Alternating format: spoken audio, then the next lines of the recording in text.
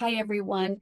Today, we're going to focus on listings and how you accept the listings. Once they have been entered into the MLS, they will automatically pull in. You no longer have to enter them into a platform. So you will see in your transaction section what says incoming updates. You'll click on that and it will pull your list of only your listings. And then you're going to hit the accept on the right side, create a new transaction, hit create, and you will go through and fill out the information above regarding its status, who you're working with, and what type of property it is. So you can go ahead and give it a name. You can enter it as the client's name if you want.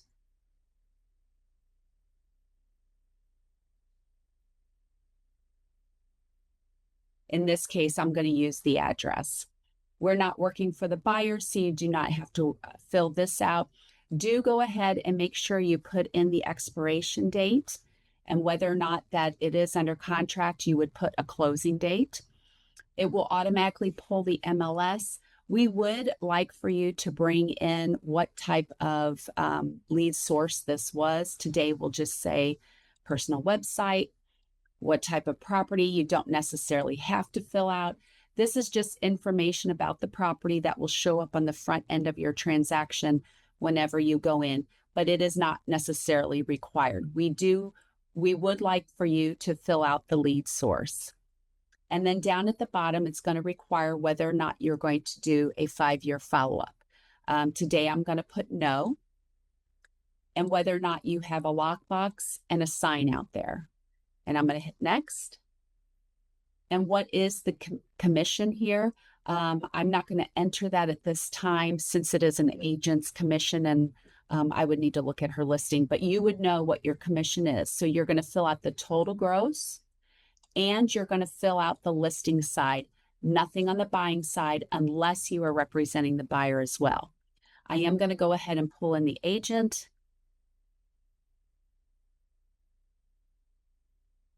And hit save. So there you have it. If you were working with another agent on a team, you can enter them as well and change the percentage of what you get on each side.